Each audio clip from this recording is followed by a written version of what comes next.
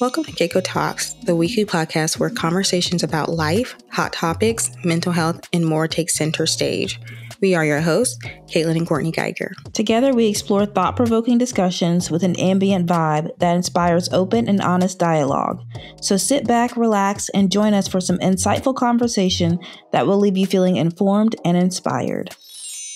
Hey everybody, welcome back. We are continuing our discussion on the Murdaugh murders.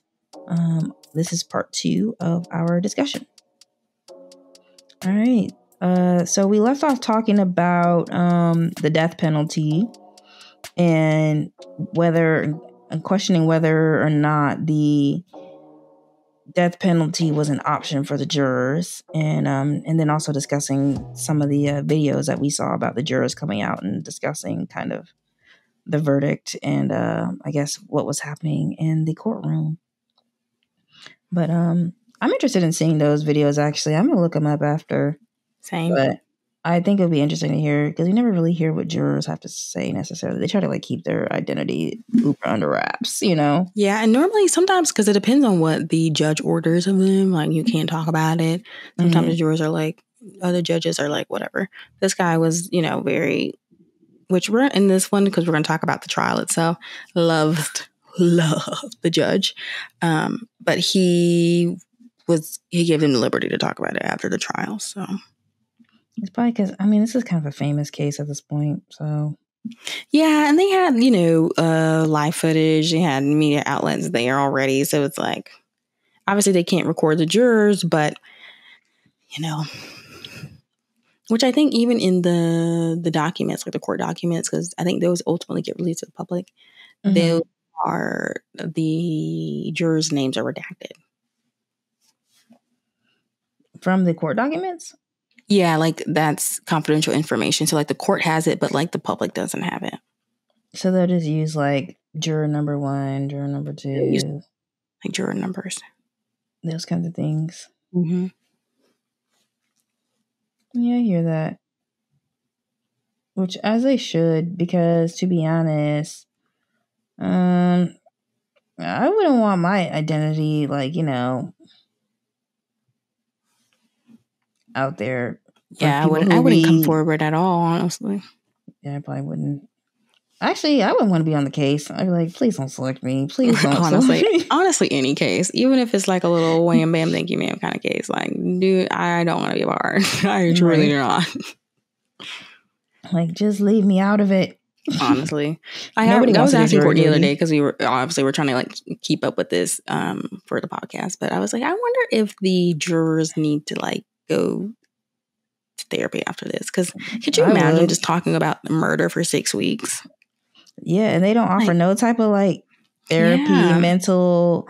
And then the other thing I'd be worried about is somebody from their family coming back at me just because I was selected.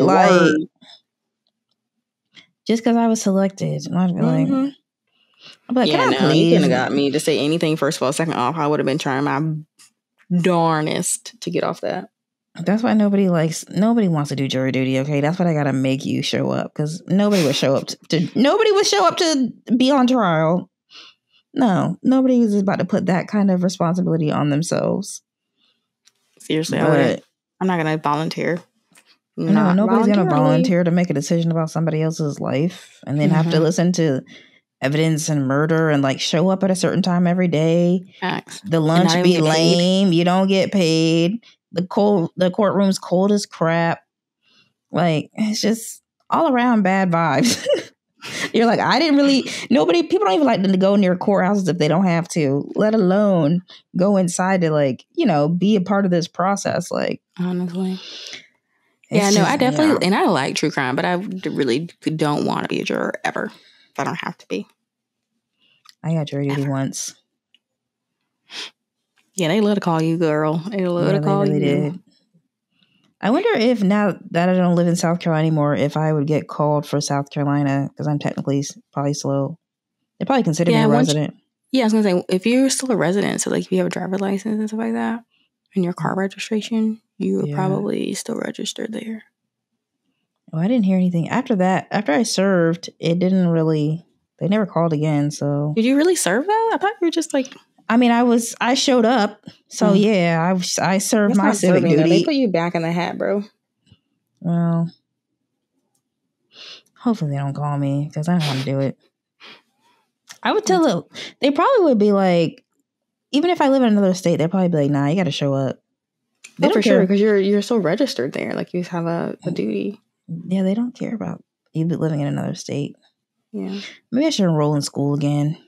What's that going to do for you? Avoid your duty? Yeah.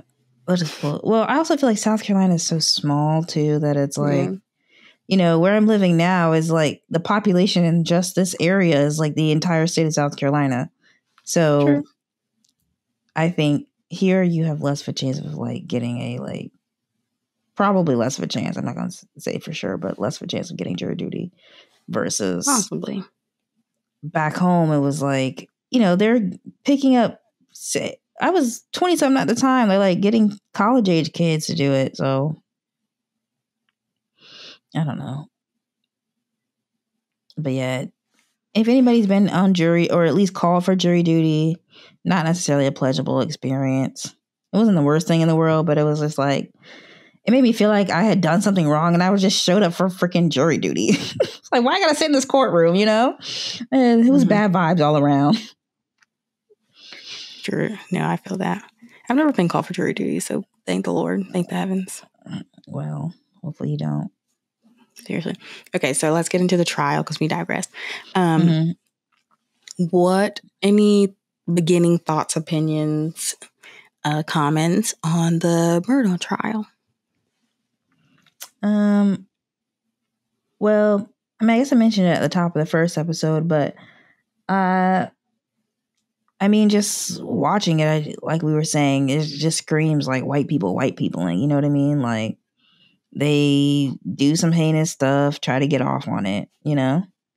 Mm-hmm. Try to use the court systems, try to use whatever, you know, they can finesse to absolve themselves of crimes or basically get off on crimes, you know? True. I feel that. I definitely think the trial was interesting to watch. It should honestly, personally, I thought it should be like an HBO special. Because some of the things that were happening, I was just like, the audacity, the irony of these things that are happening in this trial are mind blowing. So, it was interesting to see, to hear, to watch, and watch it as it like was happening and playing out. Because I personally was not expecting that verdict, but I was happy with that verdict. So, yeah, you thought he was going to get off? I thought it was going to be a mistrial, personally. Oh, really? Yeah, I thought it was. Because I mean, don't get me wrong, like, the defense had some plausible claims. And I guess they weren't witnesses. They were like experts come in and, you know, talk about certain things that just didn't make sense. But I also kept into context that those individuals were paid. And if you are paid, then you can also skew things. That's true. And there's no way to, I guess, like mitigate that without maybe being there or like you just don't know if they read other people's reports, if they talked with, you know, the lawyers or what the case may be. So, you just take that with a grain of salt, I guess. But the defense's pretty much their closing argument was like, oh, well, this is probably going to be guilty. But a lot of the things that they brought into play into trial was like, oh, it could go both ways. It really could. I also felt like the defense was really focused on trying to get his character, like that was their only strength, I guess, was trying to like make his character seem like the type of person he wouldn't do this kind of heinous crime or something. Yeah, I agree. I do agree with that they were trying to, I think they were trying to get him acquitted by reason of that's not his character, which is to me, that was an interesting take, being that he's clearly a drug addict, you know? Yeah. It was like, and is he really that great? Exactly. And also his character is in question because he says at the beginning of the trial, I know that I've stolen money from people. Like, I have done this type of theft before. And he admitted on trial, was like very transparent about like, I've done this.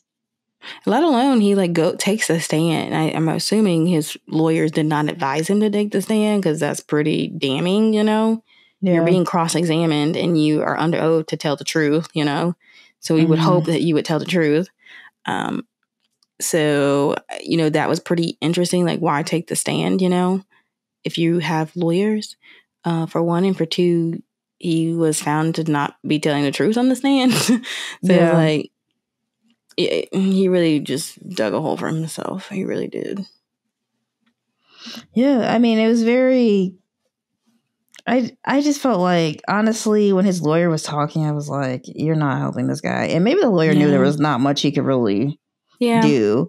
He probably knew he probably knew what the prosecution was coming with, and was like, I mean, they got substantial evidence. I don't really know what I can do besides try to spin this as from a character angle, you know? True.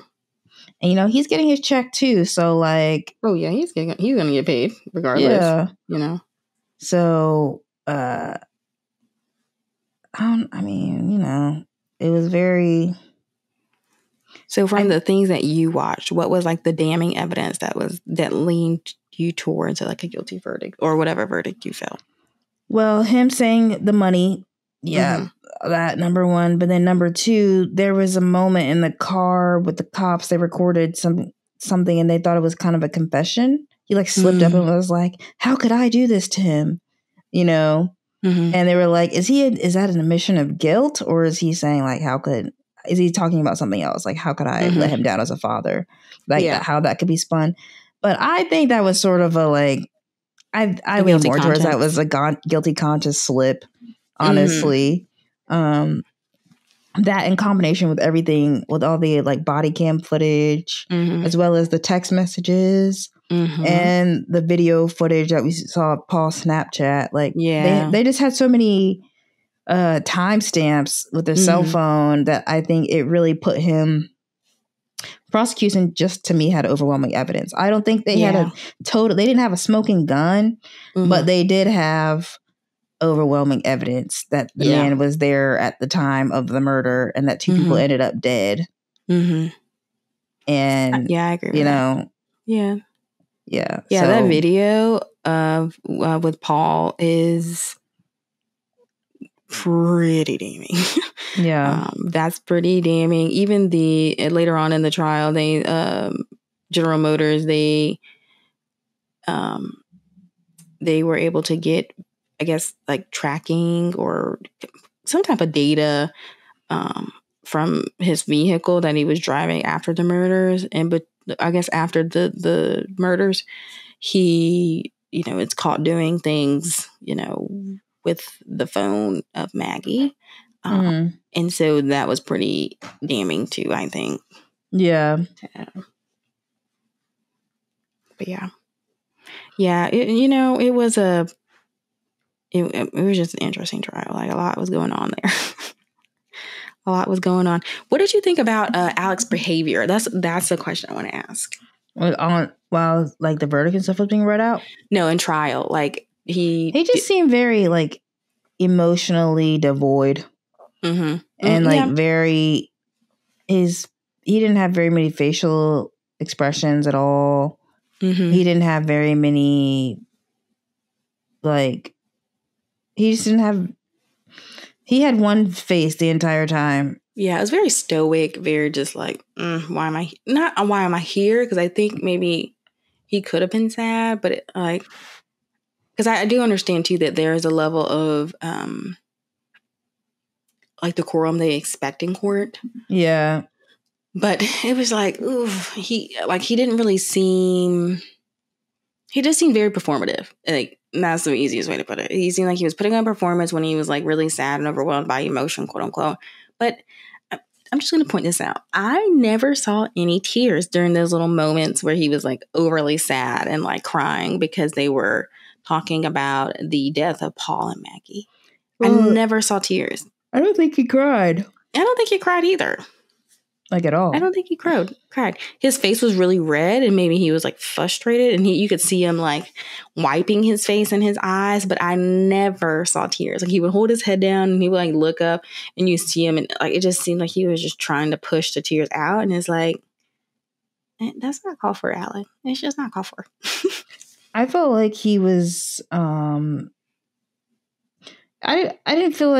just felt like he was like trying to like repress anything. So? Okay. Not like repress, not like hold back tears, but it was more like what's gonna happen to me. Yeah. You know? He was more concerned about him. Like contemplating like how to get out of this kind of thing. Yeah. That's what I would say. I could see that going on like in his head maybe.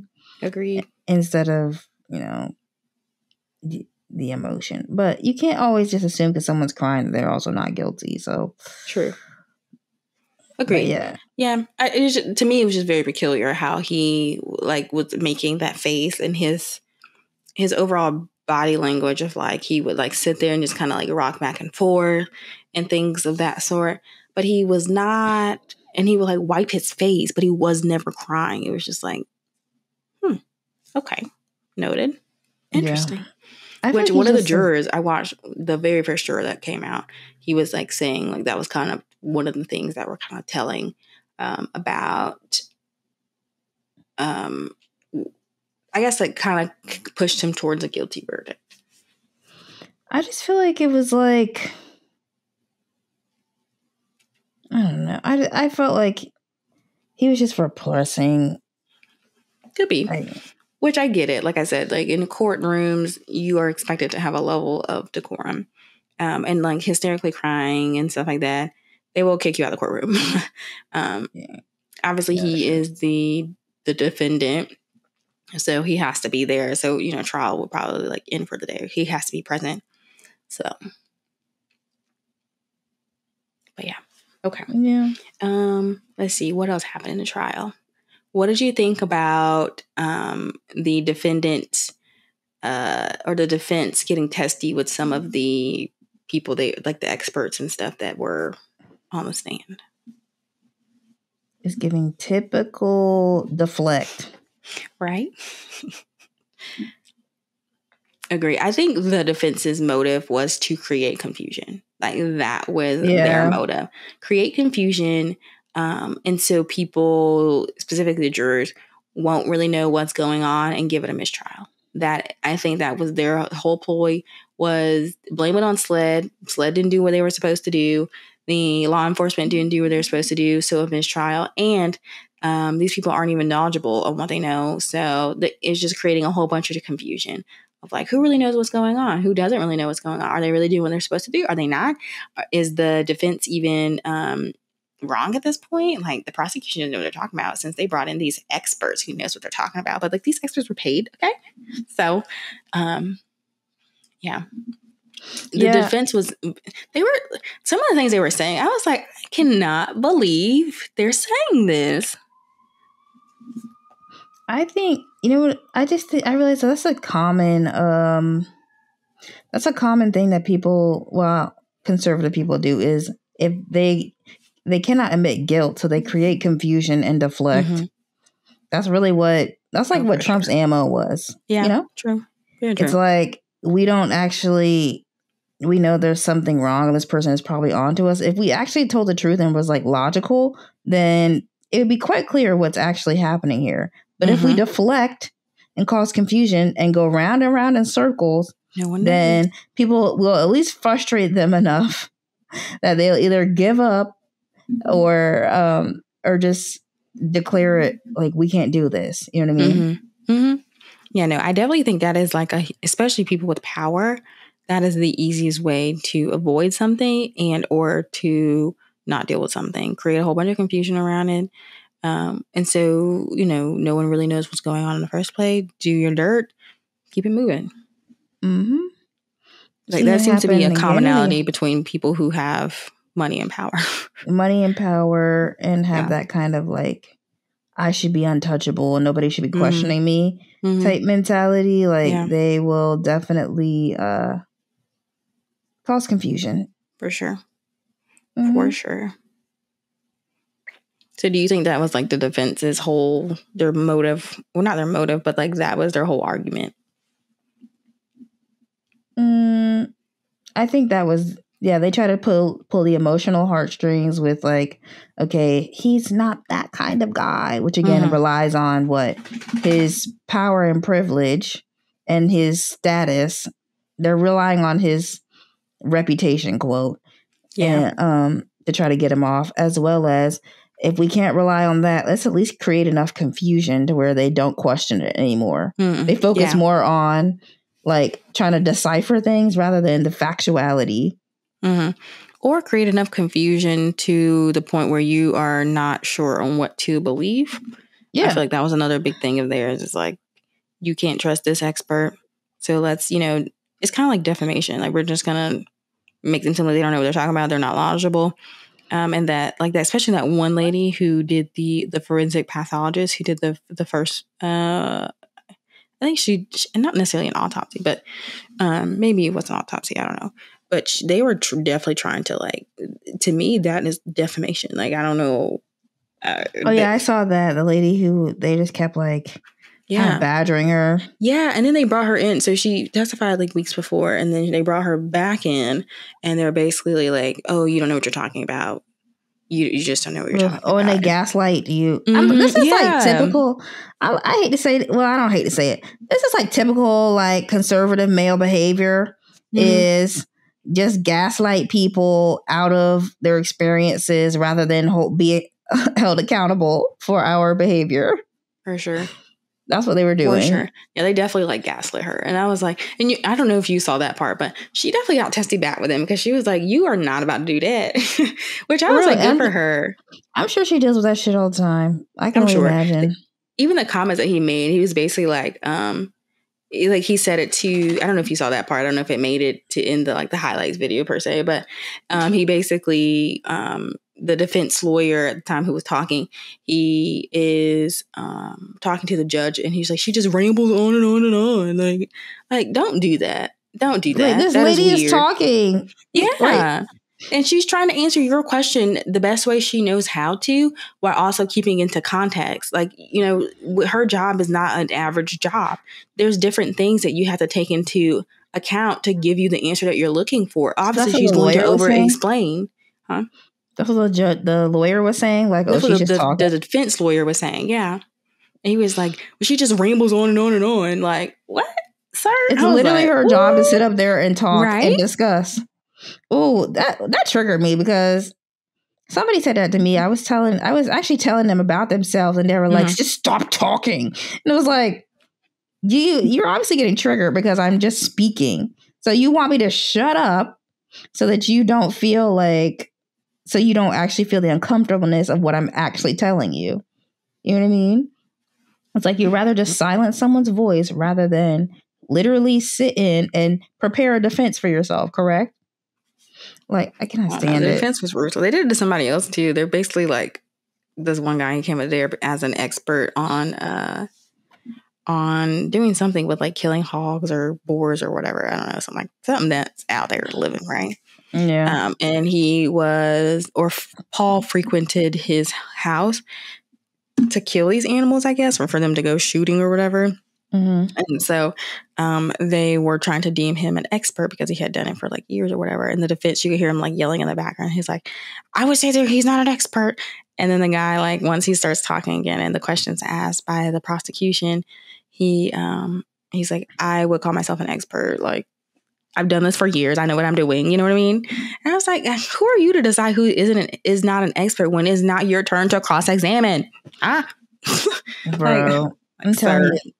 That whole, like, there's like a whole set of behaviors that is tied to that kind of person. Yeah. And they do that kind of stuff. They just try to like discredit, they rely on emotional appeals, but like, discredit, gaslight, and dismiss people who go against anything that they're saying. rather than present facts contrary to the evidence. And the thing is, if they would have came with facts. Yeah, and I think if their defense was set up on facts, like I have facts to discredit what the prosecution is saying, I think they actually would have had a chance. Just because to me, their whole ammo was like, let me just discredit everybody that's working on this case. And were there some faults by SLED? Were there some faults by, all parties involved? Sure. I mean, there were some faults on the defense team, But I think if they just would have been more genuine in trying to prove and find the evidence to, prove innocence versus making it seem like, oh, this is your problem, you didn't do your job, and playing like the tattletale game, like we're freaking in kindergarten, it would have been slightly easier to make it believable. And if Alec would have not taken a stand, that was just... You think him taking a stand sealed his deal? Yeah, because he was caught lying. Like, how can I trust anything you're saying? Yeah, you're right. Like, the second he started lying... Did he have an option to not take the stand? I think he did. I think his lawyers didn't want him to take the stand, and he took it anyway. They probably knew. Yeah. It's bad when your lawyer's like, don't do it. Yeah. So... Because they really must not have had much to stand on. I mean, not substantive enough to really be like, we got a good trial going here. Yeah, I don't think they had much to go on other than, to be honest, that was probably especially if they knew that other evidence was being presented was the timestamps and the video. I don't know if I guess they have to submit like evidence. Both sides get to see evidence so they can prepare defenses. Yeah, exactly. So I'm sure if they had that evidence, if that was presented before the court, the son's phone and Maggie's phone. Yeah, they already knew. Then they probably knew what they were going to say. True. And they were like, well, the best thing we can do is attempt to discredit them. And then... Yeah, that really was their best bet because they really didn't have evidence of evidence of him being there. There was no evidence of the contrary because it's not like they could pull up like the mom's phone and prove that he was there and not at the house. They couldn't. They couldn't prove that he was somewhere else at the time of the murder. Exactly. Yeah. Which is like, okay, then who did it? Even though I think what really would have sealed the deal if they would have had the weapon. They would have had the weapon, but they never. I guess they never found the weapons. Yeah, I don't think they ever found it. Yeah. So they would have sealed the deal for the prosecution or the defense. Prosecution. Oh, for sure. Yeah. And it probably wouldn't even go on to 6 weeks. Well, they have to submit all their stuff, so that's not necessarily dependent on. Well, possibly, I guess it could, because that would be your smoking gun. The problem with the smoking gun is that you would have to have prints and stuff on it. If it didn't have prints, it wouldn't really do you any good. And then you would need. Assuming if you have a smoking gun, there's probably some evidence. I mean, smoking gun, like undeniably. This person, so like DNA. Not just like, we found a potential weapon maybe at the scene. Like smoking gun, DNA evidence, all of that has already been checked out. That would have been my first line. I've been like, we see the phone records, boom. You present that first day of court. And then you present the weapon. Then you present his like background character, like he's done this before.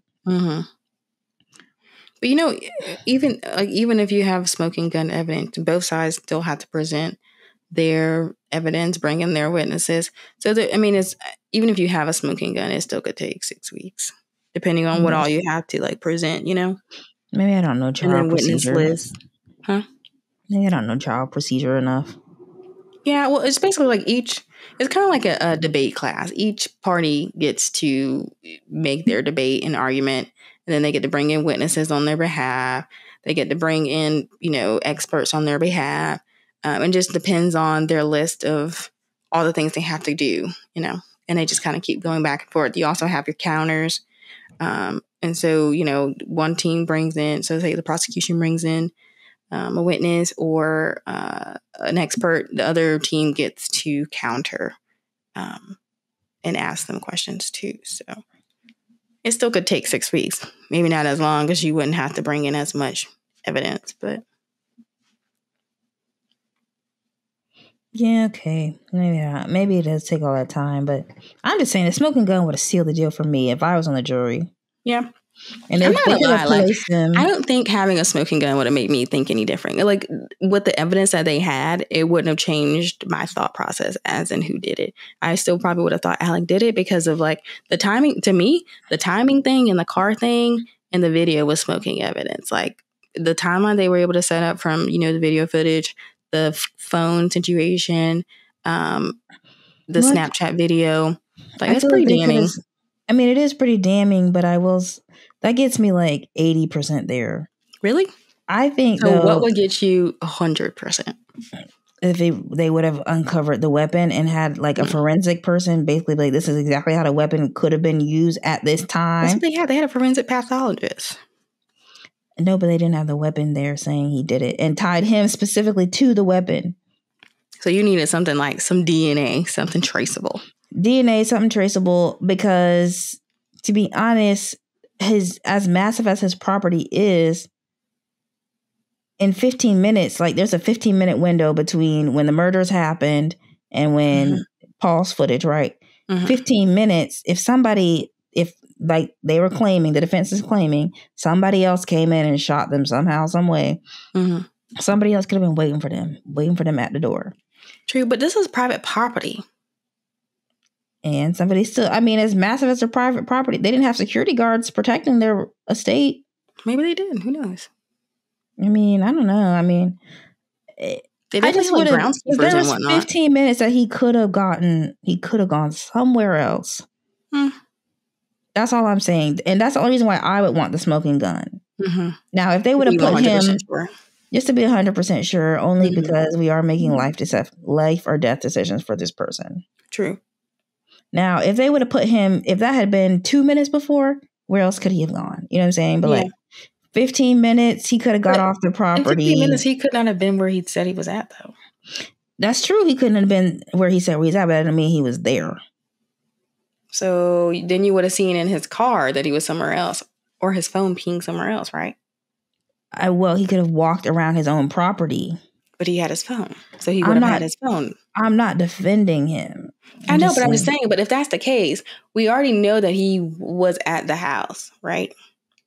And he was in the near vicinity of Paul and Maggie, right? Yes. Because of the video from Paul's phone. So in 15 minutes, he could not have gotten to his parents' house. There's no way that was possible. Yes, and that's why that's something else that tripped him up is because he lied. So that's my question to you then. But that doesn't mean that within 15 minutes he was standing in close enough range to kill both Paul and Maggie. But he was already over there, though. He was over there, but I want to know if the man was sitting. Did the man shoot him or not? That's what I want to know. Yeah, but that's what I'm saying. Like, okay, in 15 minutes, he was the only one there. It was like process that he was the only one who could have reasonably have been there. Okay, but that doesn't mean that somebody. I just there's a slight loophole in there. That's what I guess I don't like. Yeah, there's. I do agree with you. There is a little bit of doubt because there is. Obviously, we're not jurors, and we probably don't know everything. But I mean, overwhelming evidence supports that. Yeah. But there is a still slight bit of doubt, I think, because you can't place him in that 15 minutes. Yeah, there's like 15 minutes you don't know what's going on. We can't fully place him at the end range to shoot them, but we can't put him at his parents' house. But he could have theoretically walked away long enough on his property to not be in range to kill his wife and son. Possible. Where they were found. That's possible. And there's somebody else could have been there if they were already waiting, assuming they got past security or whatever, to kill them. Yeah. So do you, if that's the case, the motive that you're going for, right? Or timeline you're going for, would you say that he at least paid someone to do it? I could see that. I just don't know if in the court of law we're putting Alex on trial. I just don't know that it was him. It could have been somebody connected to him, but I don't know if it was Alex. Yeah. So I wonder if you watched like the whole trial, would you think something differently? I mean, maybe, but the bits I got, they just never firmly placed the weapon and the time exactly for him for me. Yeah. The times just didn't link. They didn't totally link up. And the only reason, like, obviously I think the man did it. I'm not even advocating for him. I'm just saying that people don't always take the time to necessarily like think about where the time could he have reasonably not been in that place. Yeah, You know what I mean? I mean, I get what you're saying because there is about 15 minutes of like, what is he doing? Exactly, which doesn't And necessarily so, mean he was within the same range. yeah. You And you know, don't even know for a fact because even when the bodies are said to have been murdered, that's obviously speculation as well. That's just a time of death that they are assuming based on like the temperature of the body because it takes a bit of time, I guess, for the body to cool down to whatever temperature, I guess, it is outside or whatever. that's what I'm Whatever saying. process that is. That honestly, had I been on the jury, and I don't even defend that man, there would have been enough reasonable doubt for me just in that time frame alone. I'm not gonna lie. Really? There would have been enough reasonable doubt for me. I want it all to, because like we really are playing with somebody's life. I don't want to just like, because they do that with black and brown people so much. Not saying this is obviously a white man. Put him in jail. Put him in jail. But people don't take the time to really. They're just like, well, this says this and that says that, so obviously, and it's like not necessarily. I don't know if you. But that's Have you why ever I'm seen asking. the Like, movie? if you would have seen the whole trial and you would have taken into account all the evidence that was submitted. Obviously, we're getting like bits and pieces of evidence depending on what portion of the trial that you watched, or like the highlights, and whatever the highlights are going to break it down into like very quick moments of like what was important, right? But if you watch like the actual testifying and the witnesses and then the experts, to me, it paints a different picture because you were able to see the different experts, go back and forth, even the counters from the different teams. Yeah. We were able to see, what the witnesses saw or did not see, or what was adding up and what was not adding up. You were able to see the lines of questioning to prove the defense's case and even the prosecution's case. So that's a different level of information than just watching the highlights. That's true. Maybe I do need to see it more. If I was a juror there might have been some other evidence. Well, you know what actually really does make me think, when he slipped up. Remember, he slipped up and said the I instead of they. So that does point me more towards he did it. Yeah. And which the thing is, I think he's body had cam footage and stuff. I think he's had like several like slip ups, kind of sort of like, obviously it's a gray area because you're like, are you saying that because you are admitting to murder, or are you saying that because you just feel like you could have saved them? But he kind of did the same thing when he when he tried to like stage that murder or accident for himself. He kind of did the same thing. Like he did a whole bunch of like lying and like twisting and turning of events to prove that somebody else did it to him. And like that whole thing, he actually set up the guy. Like he set up the guy to come and like kill him because he didn't want it to seem like it was premeditated or like planned, or like a murder for hire. But he didn't tell the person, and then he had the guy come and like do this weird stuff of like, I guess he was trying to like take something from him or steal something from him and trying to get him to like shoot him or kill him, something like that, something along the lines of that. And so like it could have been something like that. Yeah, that's why I think it's giving me like OJ, honestly. Like maybe he didn't exactly shoot them, but he might have hired somebody. Yeah, I could see that. Like, I think he definitely probably has something to do with it, and he's definitely lying under oath. Yeah, but I'm not so sure that it was specifically Alex Murdaugh, which makes me think that, and this raises another suspicion. If you can't place him totally with the gun, then maybe what the defense is saying is true. It is sort of like, I don't want to say a mistrial, but like you got the wrong guy. It's probably it could be somebody else, and you should get that guy as well as Alex. So both of them. That's my concern, is like, this is only half of the issue. Yeah. Yeah. Maybe I just introduced a new fan theory, but maybe. I don't know. Me personally, I can see how that is possible and they're plausible, but I personally think Alec did it. And I think to me, he also has like the motive to do it. And whether he pulled the trigger or he paid someone to do it, like he's very culpable, like yeah, beyond a shadow of a doubt. The only thing he probably has something to do with it for sure. Oh yeah, he definitely has something to do with it. But I do think that in the 15-minute span, because apparently the gun room wasn't too far away from the kennels, I guess. Mm-hmm. They were hunting dogs. So to me, he would be the only person to really have a motive to kill Maggie and Paul. If that was the case, then they could have just killed, Paul for the murder situation with Mallory, and not involve Maggie. You know what I mean? Which Maggie was on the other side. Like I guess she heard the shots or whatever, and she came running back. But maybe they were like they only intended to kill one person, and then like the other one got caught up in it. Yeah, it's possible. I could see that for definitely for Maggie. Like she was just, I guess, running back to her child, and so that's how she got involved. Yep. Which is unfortunate for her. I just really, really feel like Alex Murdaugh is definitely part of it, but I don't know if he pulled the trigger. That's what I'm saying. I think he did. I'm not gonna lie, because I also think too, like if he didn't pull the trigger, there is no way you would not have. He didn't have blood on him either.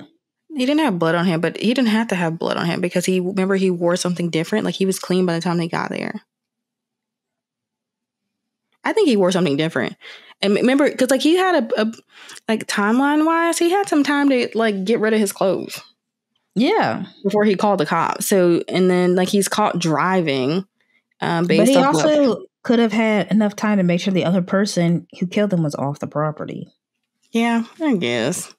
That's fair. I don't know. This might just be my conspiracy theory. Chow. Ooh, thank God I know. Good thing I was not on the jury because they definitely would have been like, yeah, we would have been upset. I would have had everybody sitting there like, yes, but you see how this didn't really totally align? Right? Oh, you would have been pissing me off. I'm like, this girl is something else. Right. Okay, you got to see. That just reminds me of that movie. It's called 12 Angry Men. I think, you know what? I think we should watch that for the next rewind. It's about a juror who did exactly what I was just doing. He basically, given timestamps with the evidence, he basically gets every single juror to like switch to his point of view. He starts out being like the only one who's like against the guilty verdict. And then as he keeps explaining what happens and they talk about all kinds of things like, just not judging people before you, put them on trial and all this stuff. Because everybody else is ready to hang the kid, the guy who's, guilty. But he gets everybody to see his point of view at the end of the movie. And it's just a bunch of jurors talking about like a case. It's called 12 Angry Men. I really think you would enjoy it. It's an old movie and it's in black and white, but I think you should give it a chance because I know you don't like black and white. But I'm telling you, it's a very intense legal drama. But it's also a really like good social commentary just about judging people before you really dive into their individual cases. Maybe I'll give it a watch. It's called 12 Angry Men. It's only like an hour and a half. It's a very short film. And it only takes place in like an hour and a half is not short. Locations. Well, I mean, for a feature, usually feature films would be 2 hours, 2.5 hours. So it's only like an hour and a half long. You can probably find it for free because it was made in like the 60s. And but yeah, I think we should definitely do a rewind on it because you like true crime, and this is about a jury making a decision. So, okay, do you want me to read the timeline out? Yeah, read the timeline. Okay, so this is all happening on June 7th. So night of the murders. This is the day of the murder. So I think it starts early that morning and then goes until the night. June 7th, this is 2019, by the way. Alex Murdaugh has asked his wife near Edisto Island and son in Beaufort County to meet at the family's Moselle property in Colton County. On the same day, Alex is confronted at his law firm about missing funds. Motive. Already done. Don't even need to read anything else. At 12:47 p.m., Alex Murdaugh's vehicle leaves the Moselle property, headed to the law firm in Hampton. Alex Murdaugh arrives to the law firm at 12:24:06 p.m.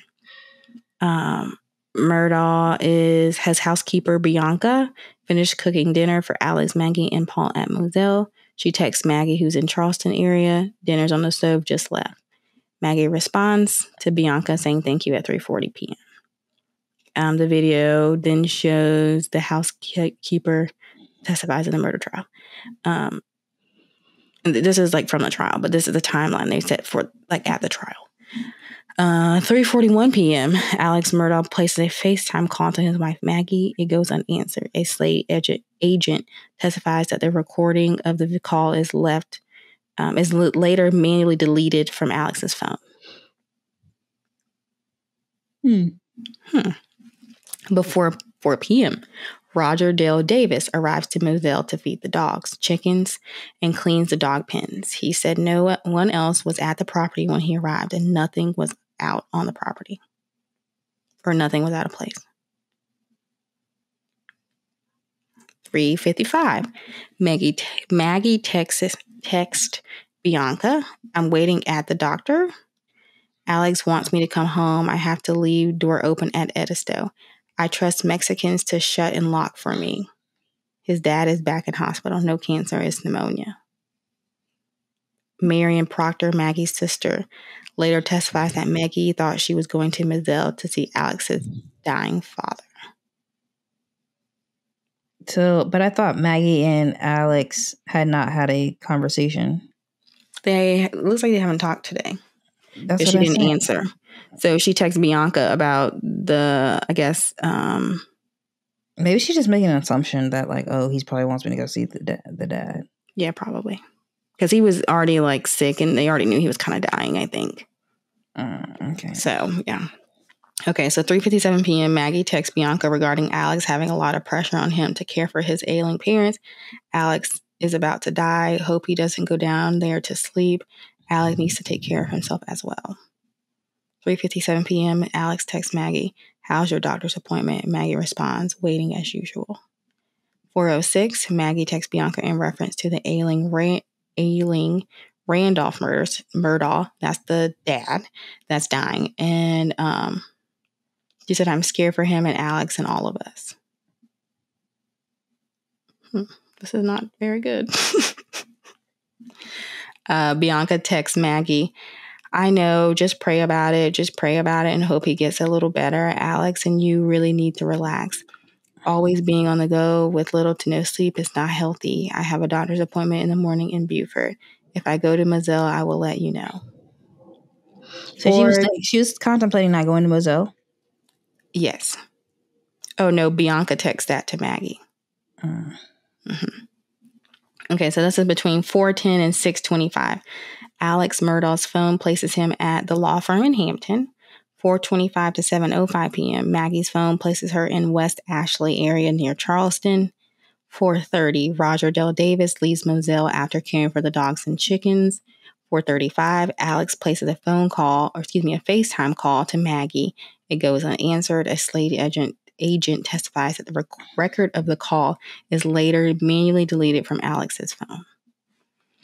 4:30 to 6:09. This is a couple hours before they got killed, right? Because they got killed around 9 o'clock, right? Yeah, it was around 9, I think. 5:30 to 6:09, Paul Murdaugh's phone places him in Ocady. I think that's how you say it. 6:04:11 p.m. This is Paul Murdaugh calls Will Loving. I don't know who that is, but 6:04:25, Will Loving calls Paul Murdaugh. 6:08, Paul Murdaugh calls Dad.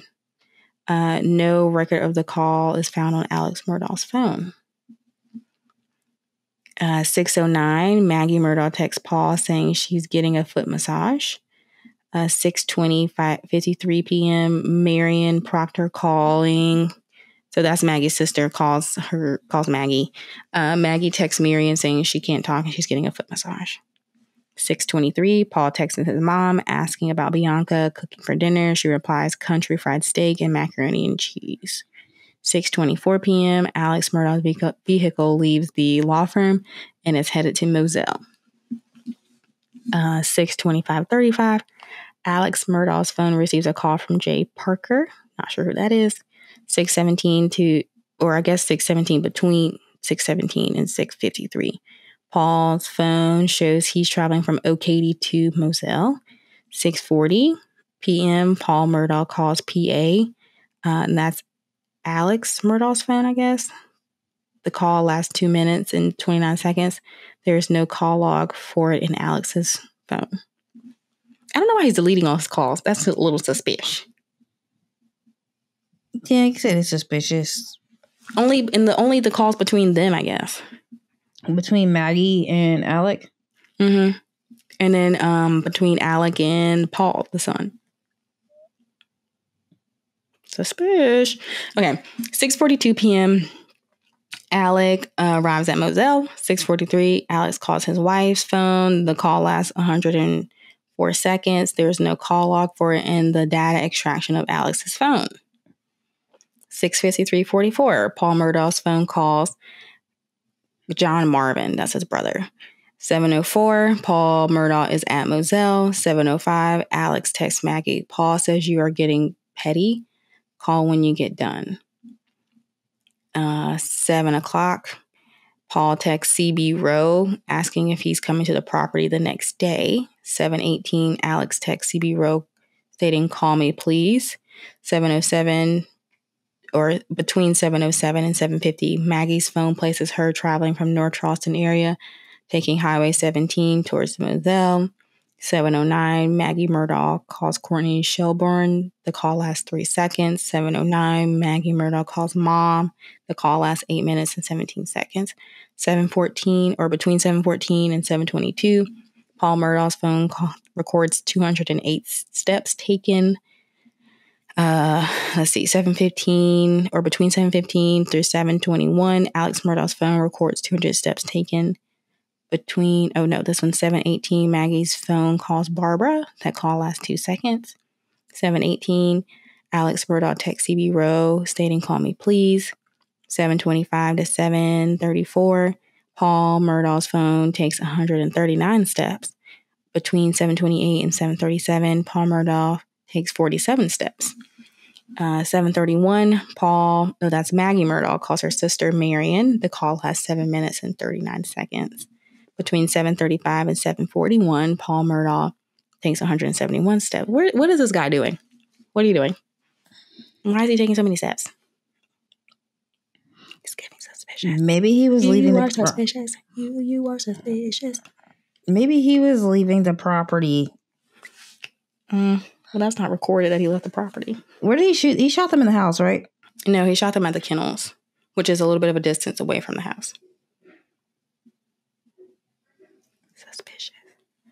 Okay, so Paul Murdaugh receives a Snapchat message from Michelle Beck, I think, because I have short-term memory loss. Paul receives an iMessage from Megan Kimbrell stating Paul. Maggie calls Barbara, no answer. Paul records the video of his father that he sends as a Snapchat video about 15 minutes later. Alex Murdaugh's phone records 29 steps. Paul's phone places him by the kennels on the Moselle property. Maggie's phone is in Walterboro, roughly an hour away from Moselle. It's the last location data pulled from her phone at 7:50. Maggie calls Barbara. The call lasts 8 seconds. Paul Murdaugh's phone records 262 steps. Alex Murdaugh's phone records 270. Paul sends a Snapchat video. In the video below, Paul laughs at Alex is seen standing by a tree at Moselle as it flops over. Alex Murdaugh's phone records 54. Okay, let's get to the juicy stuff. Paul's phone begins moving from the kennels to the main house. Paul Murdaugh sends a Snapchat message to several friends. Alex's phone records no steps, indicating he was not moving with the phone in his possession. He later told investigators he was sleeping during that time. Maggie's Murdaugh's phone is locked. Paul's phone put him in the main house. Paul, okay. Okay, Paul receives a Snapchat from Ainsley Wilson stating he's got the magic touch. Paul sends a Snapchat back to Marlene stating he hurts. Okay. Paul sends an iMessage to Megan saying, Megan. Paul receives an iMessage from Megan saying, we are you avoiding me? I think it's supposed to say why, but Paul responds to Megan saying, when? Paul, this is a lot. Jesus. I guess we use our phones a lot, you know.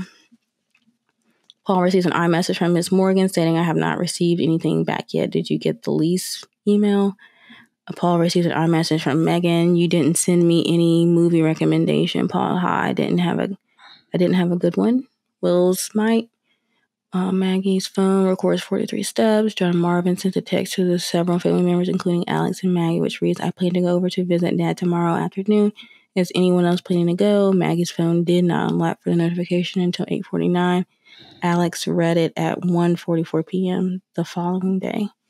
Paul receives a call from Lucille. Paul's cell phone records 283 steps. Paul's phone places him by the kennels. Paul calls longtime friend Rogan, asking if something is wrong with the Taylor Gibson's dog, who was staying in the Murdaugh kennels. The call lasted 4 minutes and 44 seconds. I guess that's him testifying. Paul receives a Snapchat from Rogan. Paul Murdaugh initiates a phone call with Gibson in the last 11 seconds. Paul records a video for Gibson at the kennel showing the dog. Watch it below. 3 voices are heard. Okay, so that's the video where you hear him saying cash, and then you hear Maggie and them in the background. Are you before they were killed? Yes, I'm listening. It's a lot, isn't it? It is a lot. That's what I'm saying. I got lost in there. Right? Like, who is texting who? Who's texting who? Where's it going? I mean, it does sound like they're all at the... Well, the only person that didn't really get placed to me was Maggie. Like, did Maggie ever make it to Moselle? Yeah, Maggie's at Moselle now.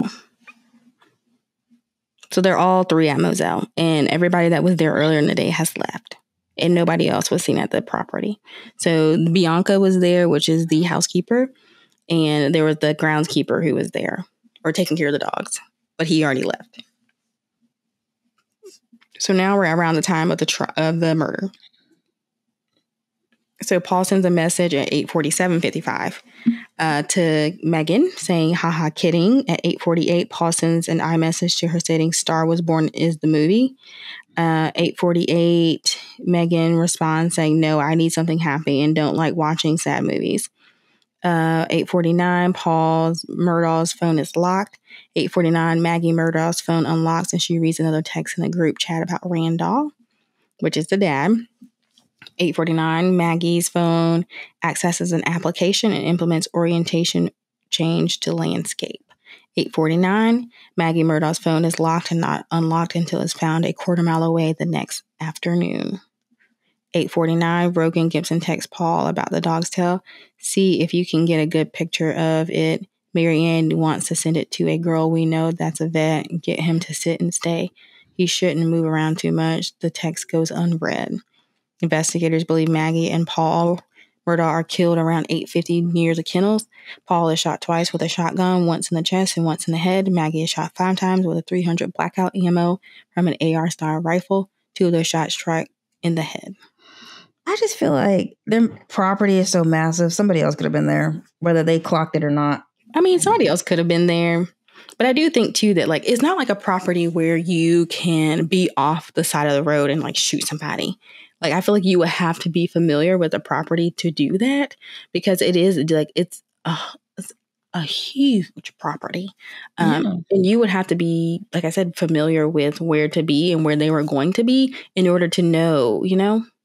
I agree with that. You do have to be familiar with the property, but that doesn't mean that, like the theory that he paid somebody who would have known is so also how did still you know they were going to standing. be at the kennel?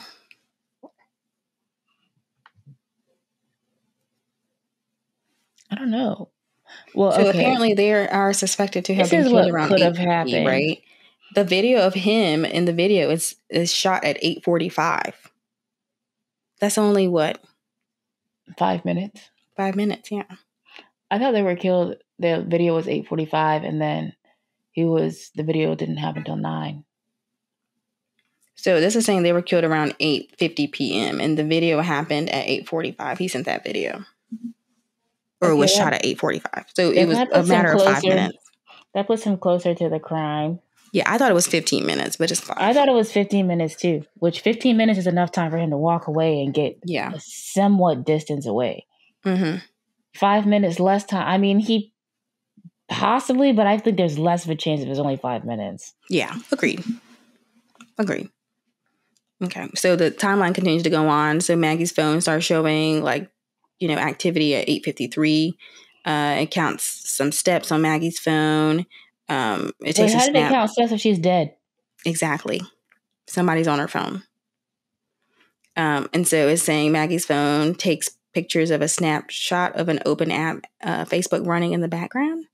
Alex Murdaugh's phone comes to life, recording 283 steps, about 70 steps per minute.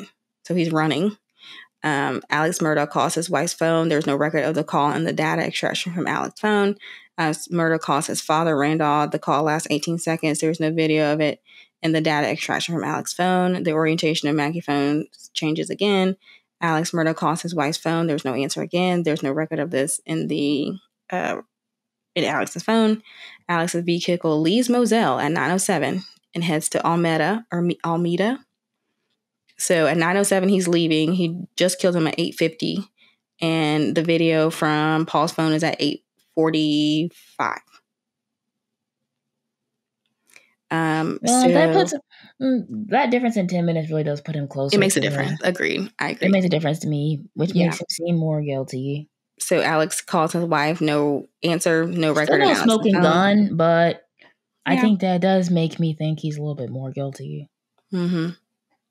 Alex's vehicle drives by where Maggie Murdaugh's missing cell phone would have been found the next day. After passing the location, the vehicle quickly increases in speed. Alex then texts his wife, going to check on him, be right back. Alex calls his son Buster. The call lasts 60 seconds. There's no record of it in Alex's phone again. Alex calls longtime friend. It seems like he's like deleting all these calls. Yeah, it's like, to me, that's what I'm saying. Like the evidence is mounting, He is busted. You are busted. Well, guilty. No, I gotta say guilty now just because of that. See, you're trying to cause a mistrial. Look at you. Well, I thought it was 15 minutes. I didn't have all the information.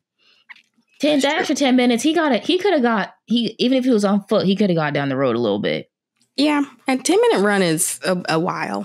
5 minute, in which the property where they like the main house versus the kennel, like it was a little bit of a walk away. So they weren't like, side by side or anything like that. It was like not across the property, but it wasn't like a short distance, right? Yeah. So he could have 10 minutes. He probably could have ran to that main house,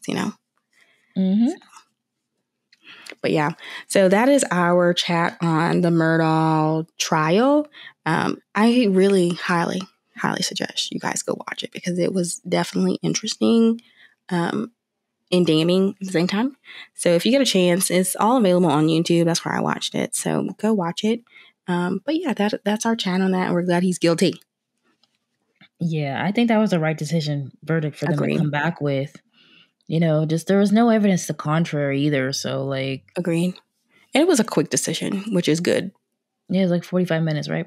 It was less. I don't know the exact time, but it was less than 3 hours for sure. Yeah, I thought I heard it was 45 minutes or something. It could be. I don't remember the exact time, but.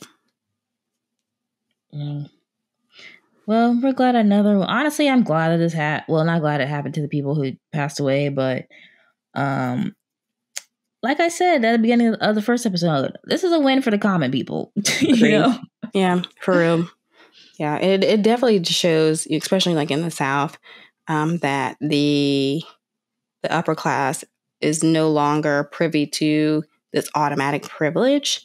And, they're not just automatically getting away with things. One, for, technology, it's always there. It's always playing a part. And so it's not as easy to get off on things. But also, too, that, they I think Allie really thought he was just going to get away with it and get that insurance money. So I bet he probably was, I don't want to say distressed from his job, but like it seemed like earlier in the day he had issues with his job basically being fired that same day, right? Yeah, that day. And so some probably act of desperation and that did some wild shit like that. But I mean, you do the crime, you do the time, and he's not getting out anytime soon. So, well, he ain't ever getting out, I don't think. But so, and that's not counting who else he probably also had murdered. At least some, murdered or had some other dealings with. So, seriously. Anyway, well. Good talk, though. Glad this trial has definitely come to an end because it's national news. And it was long, so. It was long. So, well, thanks for listening, everybody. We'll see you in the next one. Bye.